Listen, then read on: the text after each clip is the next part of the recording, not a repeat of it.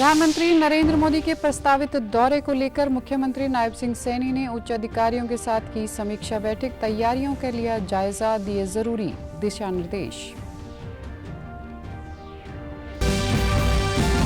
प्रधानमंत्री नरेंद्र मोदी 11 अक्टूबर को पीएम धन धान्य योजना और दलहन आत्मनिर्भरता मिशन की करेंगे शुरुआत। 100 कम उत्पादकता वाले चयनित जिलों पर केंद्रित होकर किया जाएगा काम। प्रदेश में आधुनिक बनेंगे तहसील कार्यालय। पायलट प्रोजेक्ट के तहत जन सेवाओं के लिए डिजिटल तकनीक से होंगे लैस। चरणबद्ध तरीके से राज्य भर में होगा विस्तार।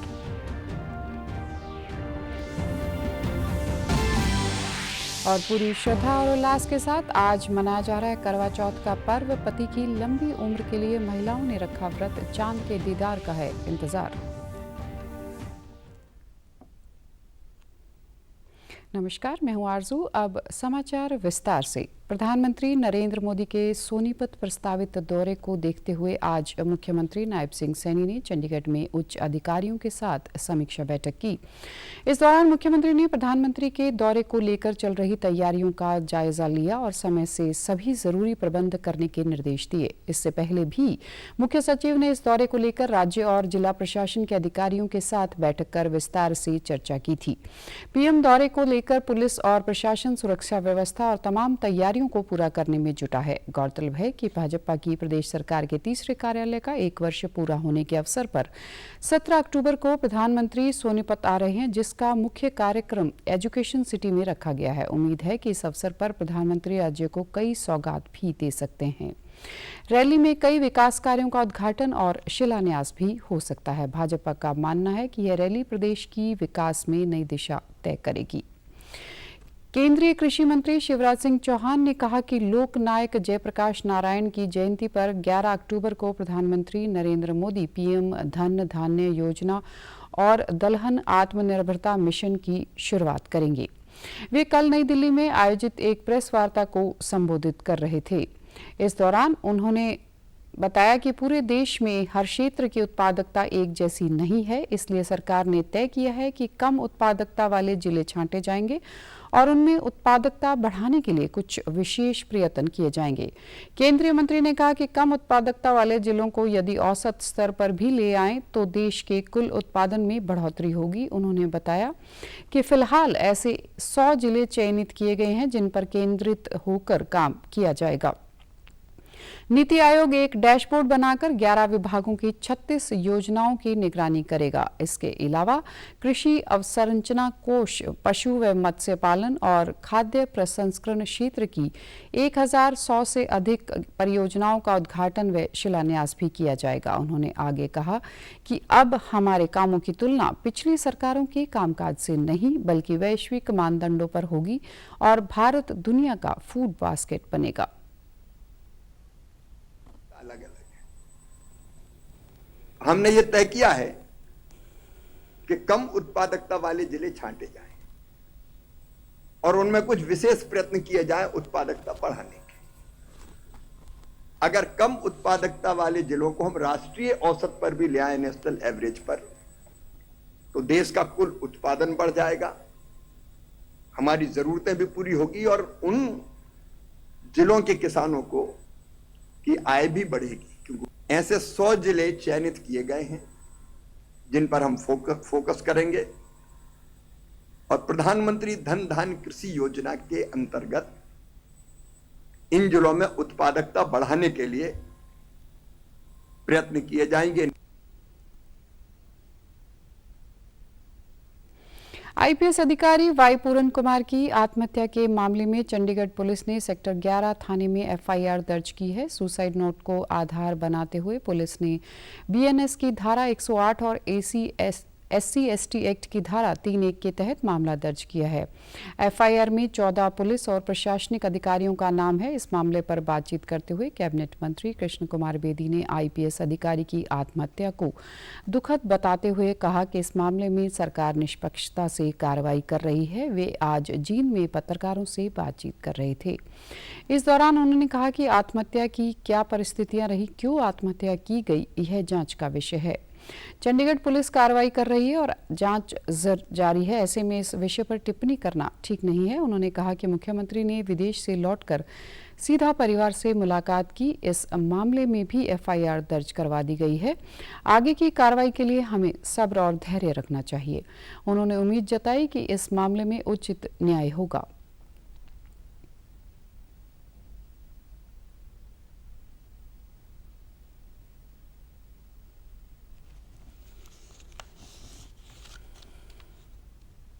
देखिए, दुखद है, आत्महत्या की है उन्होंने। अब क्या परिस्थितियां रही, क्या मामले रहे, क्योंकि सारा मामला भी बड़ा कॉम्प्लिकेटेड है। बहुत कुछ तरीके नहीं कह सकता नहीं। जो भी कार्रवाई बनती है, जिसके खिलाफ बनती है, वो पुलिस, चंडीगढ़ पुलिस कर रही है। इसमें हरियाणा का बहुत ज्यादा कोई रोल पकड़ने वाला है नहीं, क्योंकि मामला सारा चंडीगढ़ का है। परंतु वो अधिकारी हमारा था और मेरे तो समाज का ही था वो। तो दुखद है, एक काबिल अफसर था। अब सारी परिस्थितियां, सारी डिटेल बाद में जब आएगी, वो तो कार्रवाई बनेगी, उसकी क्या छानबीन होगी, उसमें सारी बातें तब आएंगी। तो कुल मिला के ये दुर्घटनापूर्ण है। एक कामयाब अफसर का इस प्रकार से चले जाना। राजस्व व आपदा प्रबंधन मंत्री विपुल गोयल की अध्यक्षता में सचिवालय में मॉडर्न तहसील परियोजना को लेकर एक उच्च स्तरीय बैठक हुई। इस परियोजना का उद्देश्य तहसील कार्यालयों को डिजिटल और आधुनिक तकनीकों से लैस कर जन सेवाओं को पारदर्शी, त्वरित और सुगम बनाना है। इस दौरान विपुल गोयल ने कहा कि मुख्यमंत्री के नेतृत्व में हरियाणा सरकार विकसित हरियाणा 2047 के विजन के तहत प्रशासनिक सुधारों को प्राथमिकता से लागू कर रही है। इसी कड़ी में मॉडर्न तहसील परियोजना के अंतर्गत तहसील कार्यालयों में कैफेटेरिया और तमाम आधुनिक सुविधाएं उपलब्ध करवाई जाएंगी। बैठक में विभिन्न हितधारकों ने महत्वपूर्ण सुझाव दिए, जिन्हें परियोजना में शामिल किया जाएगा और शीघ्र ही टेंडर जारी किए जाएंगे। उन्होंने बताया कि परियोजना को चरणबद्ध तरीके से लागू किया जाएगा। प्रारंभिक चरण में पायलट प्रोजेक्ट के तौर पर कुछ तहसीलों को मॉडर्न तहसील बनाया जाएगा। इसके बाद पूरे राज्य में इसका विस्तार होगा। उन्होंने मॉडर्न तहसील परियोजना न केवल प्रशासनिक दक्षता बढ़ाएगी, बल्कि इससे भ्रष्टाचार मुक्त और जन केंद्रित तहसील प्रणाली स्थापित होगी। अंबाला छावनी का सुभाष पार्क प्रदेश का पहला ऐसा पार्क बनेगा जिसमें सिंथेटिक ट्रैक बनाया जा रहा है। कैबिनेट मंत्री अनिल विज ने कल इसका शिलान्यास किया। ये सिंथेटिक ट्रैक 74 लाख रुपए से बनकर तैयार होगा और 2 महीने में लोगों को समर्पित कर दिया जाएगा। इस अवसर पर संबोधित करते हुए कैबिनेट मंत्री अनिल विज ने पार्क में एक टॉय ट्रेन लगाने की भी घोषणा की। उन्होंने कहा कि भाजपा सरकार ने इसका सौंदर्यीकरण कर इसे राज्य का सबसे खूबसूरत पार्क बनाया है। झील, झूले, ओपन एयर थिएटर, जिम जैसी सुविधाओं के कारण ये आकर्षण का केंद्र बन गया है। सिंथेटिक ट्रैक लगने से सैर करने वाले लोगों को फायदा होगा।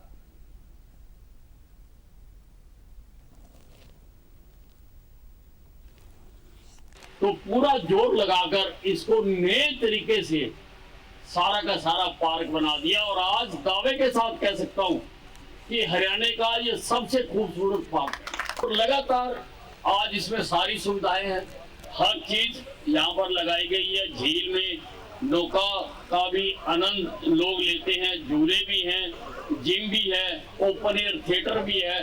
सारे लोग यहाँ पर आकर कोई ना कोई कल्चरल एक्टिविटी होती रहती है। यहाँ पर जो ट्रैक है जिसके ऊपर सैर करते हैं लोग, आज उसको सिंथेटिक ट्रैक बनाया जा रहा है। ये तो सिंथेटिक ट्रैक आजकल का जो बिल्कुल मॉडर्न टेक्निक है, उसकी एक फैसिलिटी है जो कि आज सुभाष पार्क के अंदर नगर परिषद अंबाला सदर द्वारा दिया गया।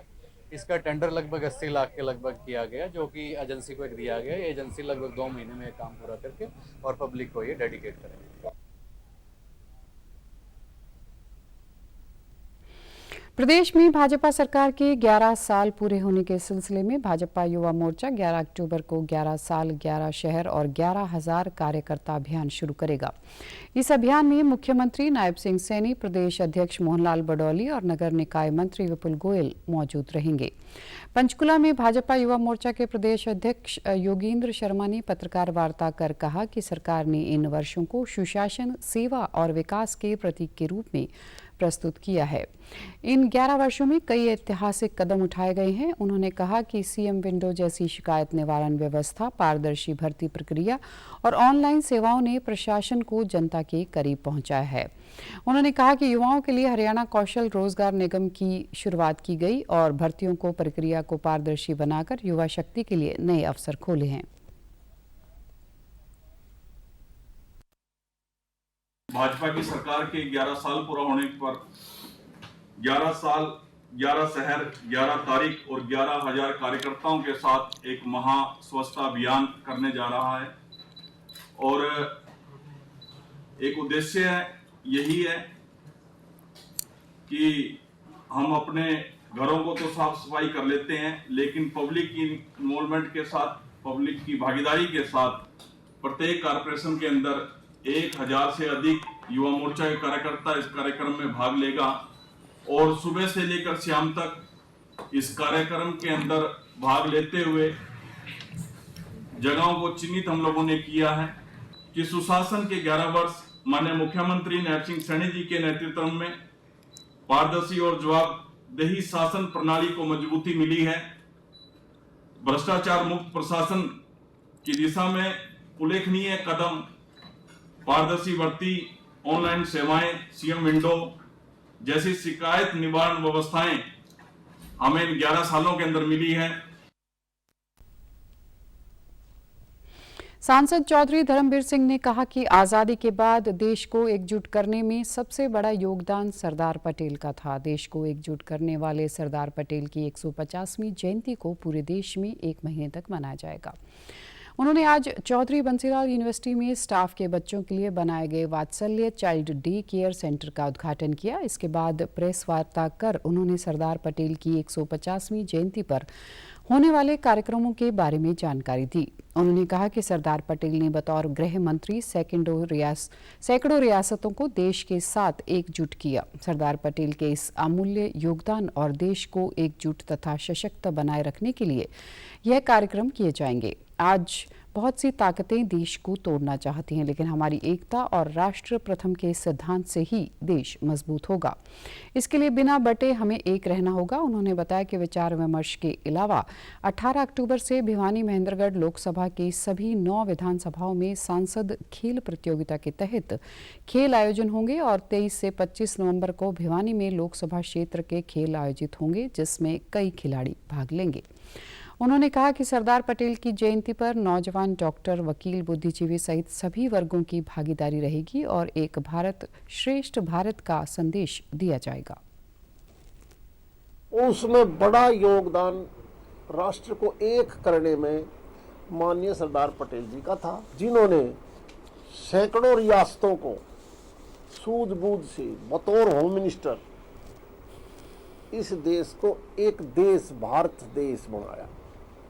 वरना ये जब अंग्रेज यहाँ से गए, उन्होंने जाते जाते एक बीज बोया था कि हम तो जा रहे हैं, जिसने पाकिस्तान में जाना हो पाकिस्तान में जाओ, जिसने हिंदुस्तान में रहना है हिंदुस्तान में रहो, जिसने इंडिपेंडेंट स्टेट रखनी है, अपना मर्जर किसी में नहीं करना, तो वो भी स्वतंत्र है। माननीय पटेल साहब ने डंडा चलाया, 48 में जाके इन लोगों ने सरेंडर किया। इसी प्रकार से इस देश को एक सूत्र में पिरोने के लिए जितना बड़ा योगदान सरदार पटेल का है, उसी की ये 150वीं जयंती हम सब मिलके, ताकि ये देश दोबारा टूटे ना।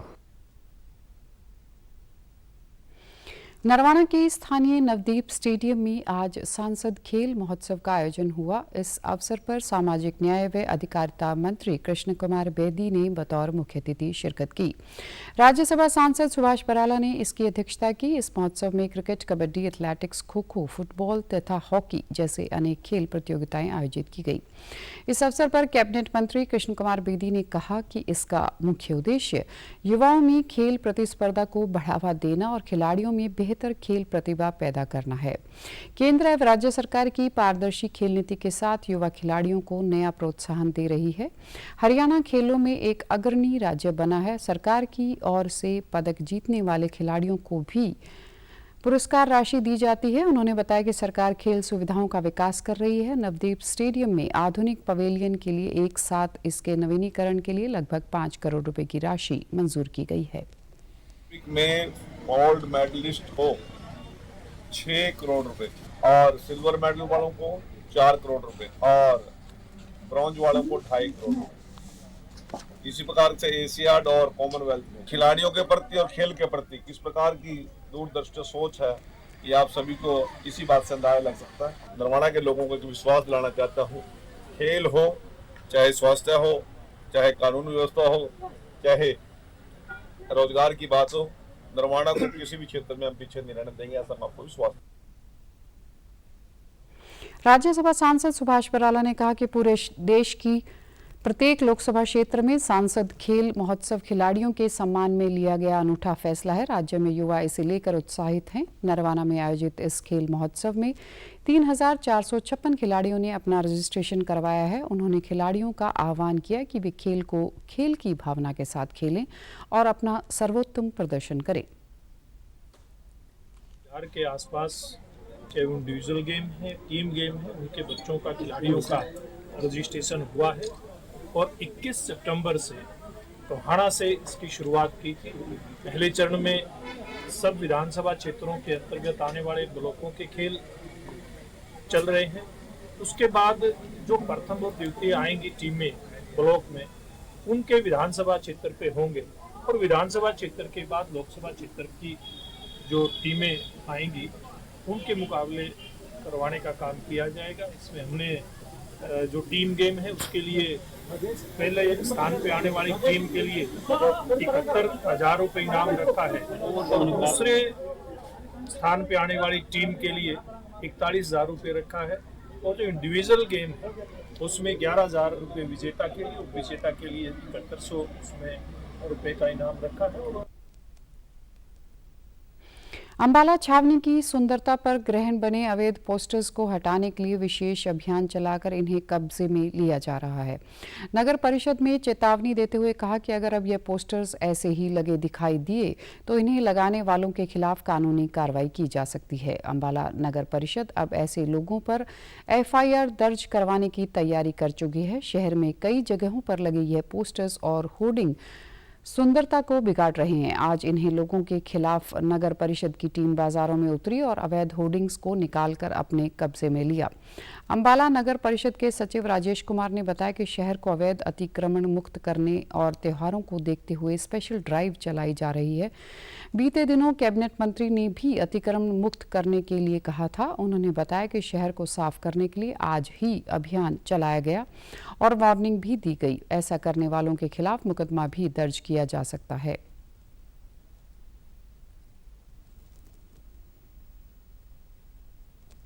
जितने भी अपना पोल्स पे होर्डिंग्स, बैनर्स, पम्फलेट्स वगैरह लगाए गए हैं जो कि शहर की सुंदरता को खराब करते हैं, और ये जो अपना जो मैंने एक्ट के तहत भी ये एक अपराध है। हम मतलब इनको जो भी है इन लोगों को वार्निंग दे चुके हैं कि आप अपना किसी भी ये सरकारी पोल, एजेंसी या लाइट वाले पोल पे अपना कोई भी इश्तिहार, बैनर नहीं लगा सकते। तो अब आगे इनके ऊपर कड़ी कार्रवाई की जाएगी और आज ये सारे जितने भी है शहर से फ्लैक्स, बैनर, बोर्ड यहाँ से हटाए जा रहे हैं और अपना इनको, ताकि जो शहर की जो हमारा शहर है इतने बढ़िया यहाँ पे इलेक्ट्रिक पोल्स और ये सारा जो सड़कें वगैरह बनाई गई हैं जो कि शहर की सुंदरता को भी खराब करती हैं। तो सभी से अनुरोध अपना मार्केट एसोसिएशन से, दुकानदारों से और जो भी एजेंसी जो जाती है कि ये कोई भी आज के बाद इस पे हमारे जो पोल्स हैं और ये पिलर्स वगैरह इन पर किसी प्रकार का इश्तिहार, बैनर, पोस्टर वगैरह ना लगाए, नहीं तो जो नगर परिषद द्वारा अपना उनके खिलाफ और जो अपना जो मुकदमा वगैरह भी दर्ज करवाया जाएगा और उचित जो जुर्माना भी उनको खुलेगा। स्वच्छ भारत मिशन 2.0 के तहत हरियाणा शहर स्वच्छता अभियान के खाद वितरण एवं पौधारोपण कार्यक्रम में आज स्वच्छ भारत अभियान के वाइस चेयरमैन सुभाष चंद्र हिसार पहुंचे। इस अवसर पर उन्होंने वार्ड नंबर 14 के सेंट्रल पार्क में पौधारोपण कर उपस्थित लोगों को खाद वितरण किया। उन्होंने स्वच्छता के लिए श्रमदान भी किया। इस दौरान पत्रकारों से बातचीत करते हुए उन्होंने बताया कि जीरो वेस्ट वार्ड बनाने के लिए इसका चयन किया गया है। उन्होंने कहा कि यह कार्य चुनौतीपूर्ण और स्थानीय नागरिकों के सहयोग से संभव होगा। उन्होंने बताया कि शहर के कचरा पॉइंट्स पर जाकर अब तक किए गए कार्यों का जायजा भी लिया गया। कूड़े का सेग्रीगेशन कर खाद में बदला गया है। आज इस खाद का वितरण किया गया और जल्द ही शहर में एक बिक्री केंद्र बनाने का प्रावधान किया जाएगा। उन्होंने कहा कि स्वच्छता को लेकर हिसार में काफी सकारात्मक बदलाव आए हैं। इसलिए चयनित किया है कि हम इस वार्ड को जीरो वेस्ट कैसे बनाएं, उसको लेकर के बहुत बड़ा चुनौती का काम है। जहां पर कचरे का प्रबंधन होता है उस सेंटर का हमने विजिट किया और निश्चित रूप से आप भी कभी वहां विजिट करेंगे तो अनुभव करेंगे। मेरा जो अनुभव है वो आपसे शेयर कर रहा हूं कि मुझे वहां लगा नहीं कि हम किसी कचरा घर में आए हैं, कोई वहां बदबू नहीं थी, पूरा काम व्यवस्थित तरीके से वहां चल रहा है। कुरुक्षेत्र में केडीबी मेला ग्राउंड में 3 नए कानूनों को लेकर चल रही प्रदर्शनी को देखने हर रोज हजारों नागरिक और स्कूली विद्यार्थी पहुंच रहे हैं। यहां आने वाले लोग न्यायालय की प्रक्रिया और पुलिस की कार्यप्रणाली को बारीकी से समझ रहे हैं और यह प्रदर्शनी हर वर्ग के लिए महत्वपूर्ण साबित हो रही है। कुरुक्षेत्र पुलिस प्रवक्ता नरेश सागवाल ने बताया कि 3 अक्टूबर को केंद्रीय गृह मंत्री अमित शाह ने 3 नए कानूनों की प्रदर्शनी का उद्घाटन किया था। उसके बाद इस पर प्रदर्शनी को आम नागरिकों के लिए खोल दिया गया है। इस प्रदर्शनी में प्रतिदिन शो भी दिखाए जाते हैं। इसके माध्यम से पुलिस कार्यप्रणाली के बारे में विस्तार से समझाया जाता है। प्रदेश भर के स्कूल, कॉलेज और विश्वविद्यालयों से विद्यार्थी और युवा प्रदर्शनी को देखने पहुंच रहे और नए कानूनों के बारे में जानकारी हासिल कर रहे हैं। ये प्रदर्शनी हरियाणा पुलिस की ये प्रदर्शनी जिसका उद्घाटन केंद्रीय गृह मंत्री श्री अमित शाह जी ने 3 अक्टूबर को किया था।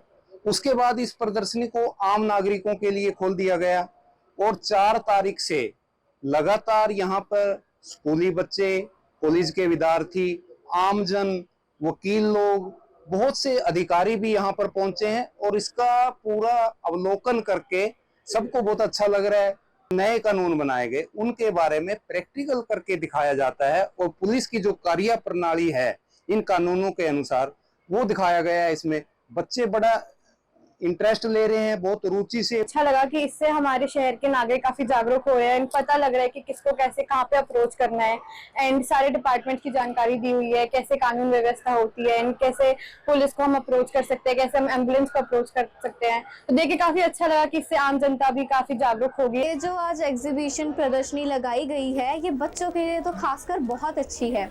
हमें यहाँ से बहुत कुछ सीखने को मिलता है और हम चाहेंगे कि ऐसी प्रदर्शनी और भी लगाई जाए ताकि हम बहुत कुछ सीखें। आज करवा चौथ का त्योहार पूरी धार्मिक मान्यता के साथ मनाया जा रहा है। इस दिन हर सुहागन पति की लंबी आयु और सुखी वैवाहिक जीवन की कामना के लिए निर्जला व्रत रखती है। हिंदू पंचांग के अनुसार यह व्रत हर वर्ष कार्तिक मास के कृष्ण पक्ष की चतुर्थी तिथि को मनाया जाता है। इसके बाद शाम को 16 श्रृंगार कर शिव पार्वती जी की पूजा करने के साथ चंद्रमा को अर्घ्य दिया जाता है। इसके बाद पति के हाथों जल पीकर व्रत खोला जाता है। हरियाणा, पंजाब, चंडीगढ़, राजस्थान, हिमाचल प्रदेश और मध्य प्रदेश सहित देश के कई राज्यों में यह त्योहार प्रमुखता से मनाया जा रहा है। इस उपलक्ष्य में कल और आज बाजारों में खूब रौनक रही। कपड़े, गहनों से लेकर गिफ्ट आइटम्स और पूजा सामग्री की जमकर खरीदारी की गई है। इस बीच आज चांद के दर्शन का बेसब्री से इंतजार किया जा रहा है। आज रात 8 बजे के बाद चांद का दीदार होगा और व्रत धारण करने वाली महिलाओं के जल ग्रहण करने के साथ ही व्रत संपन्न हो जाएगा।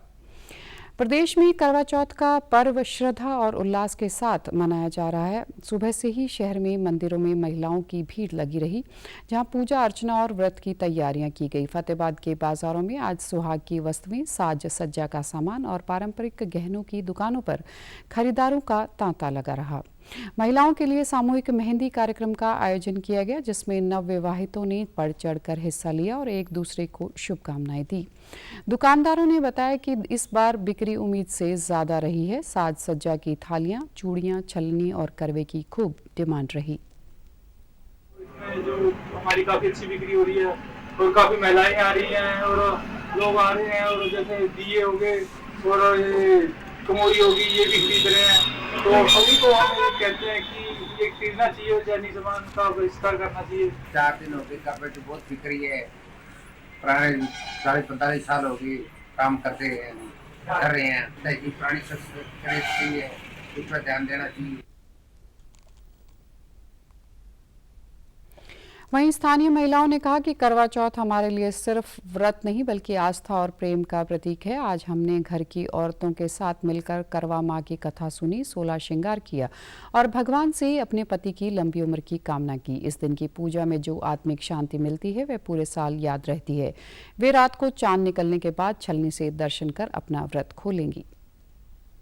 का त्योहार पतियों के लिए होता है। इसमें जो पत्नी है वो अपने पति की दीर्घायु के लिए ये व्रत रखती है। ये हमने व्रत रखा है और कथा सुनी है।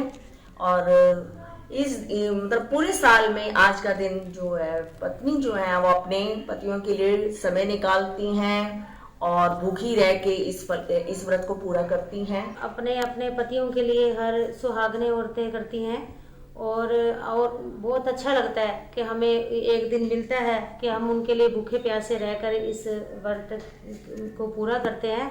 उनकी इच्छाएं मनोकामनाएं जो भी हैं वो हम अपने थ्रू पूरी करने की कोशिश करते हैं पूरी भगवान से। साइबर अपराधों की बढ़ती घटनाओं के बीच सिरसा पुलिस ने आमजन को जागरूक करने के लिए एक ठोस पहल की है। साइबर थाना प्रभारी सुभाष कुमार ने नागरिकों को साइबर ठगी से बचाव के उपाय बताए और सतर्क रहने की अपील की। उन्होंने कहा कि वर्तमान में साइबर ठग तकनीकी संसाधनों का दुरुपयोग कर लोगों को ठगी का शिकार बना रहे हैं। झूठे ऑफरों से लोगों को फंसाने का सिलसिला तेजी से बढ़ा है। उन्होंने बताया कि सिरसा पुलिस ने साइबर अपराधों से निपटने के लिए टेक्निकल टीमों की संख्या बढ़ाई है और थाने स्तर पर विशेष प्रशिक्षण सत्र आयोजित किए जा रहे हैं। आधुनिक सॉफ्टवेयर और डिजिटल ट्रैकिंग के जरिए साइबर अपराधियों की पहचान और गिरफ्तारी पर जोर दिया जा रहा है। उन्होंने बताया कि हाल ही में छतरी के नीचे सिम बेचने वाले गिरोह की गतिविधियां भी सामने आई। ऐसे लोग सड़क किनारे अस्थायी स्टॉल लगाकर लोगों को सस्ते सिम कार्ड या ऑफरों का लालच देते हैं। इन सिम कार्डों के माध्यम से ठग ओटीपी, बैंक डिटेल या अन्य संवेदनशील जानकारियां हासिल कर खातों से पैसे निकाल लेते हैं। थाना प्रभारी ने कहा कि किसी भी अज्ञात व्यक्ति से सिम न लें और किसी लिंक पर क्लिक न करें जो मुफ्त या जल्दी पैसा कमाने का झांसा दे। उन्होंने कहा कि साइबर ठगी से बचने का सबसे प्रभावी तरीका है समय पर रिपोर्टिंग करना। उन्होंने जनता से अपील भी करते हुए कहा कि वे डिजिटल सुरक्षा को अपनी दिनचर्या का हिस्सा बनाएं।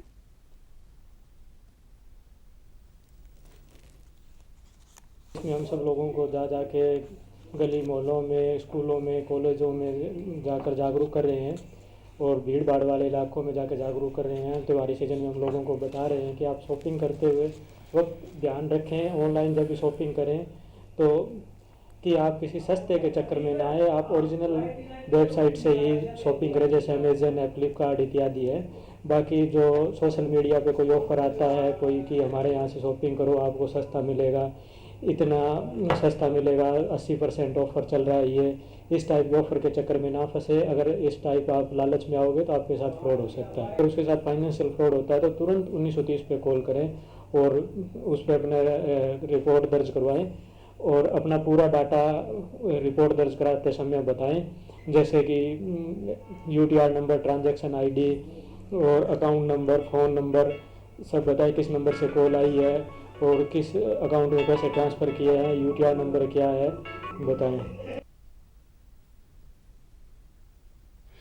त्योहारी सीजन को देखते हुए रेलवे खास तैयारियां कर रहा है। जहां एक और ट्रेनों की संख्या बढ़ाई गई है, वहीं सुरक्षा की दृष्टि से आरपीएफ और जीआरपी को जरूरी दिशा निर्देश दिए गए हैं।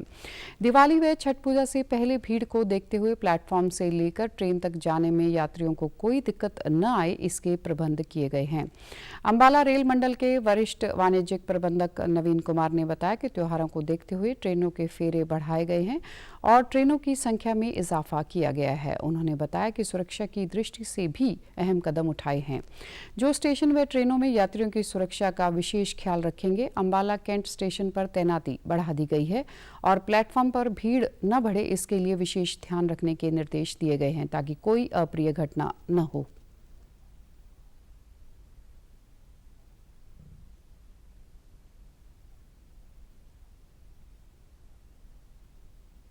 आरपीएफ की मुस्तैदी है और आरपीएफ स्पेशली इनका विशेष ध्यान जो अभी अंबाला कैंट और चंडीगढ़ है, जो हमारे डिवीजन का A2 कैटेगरी का स्टेशन है, और यहाँ पे स्पेशल डिप्लॉयमेंट है। इसके अलावा जीआरपी ने भी अपनी संख्या बढ़ाई है स्टेशन पे, और if required then will take help of the local police. Festive season में हर साल की तरह दिवाली और छठ पूजा के समय जो पंजाब हरियाणा है, यहाँ से ईस्टर्न साइड के लिए काफी ट्रैफिक रहता है। और अंबाला डिवीजन में हमारे लगभग 5 स्टेशन आइडेंटिफाइड है, यहाँ पे काफी भीड़ रहती है, जिसमें अंबाला कैंट, चंडीगढ़, बठिंडा, सरहिंद और सहारनपुर स्टेशन है। इन 5 स्टेशंस पे हम पैसेंजर्स के लिए होल्डिंग एरिया क्रिएट कर रहे हैं पिछले साल की भांति, और जो काउंटर्स बढ़ाना है, पैसेंजर एमिनिटीज को दुरुस्त करना।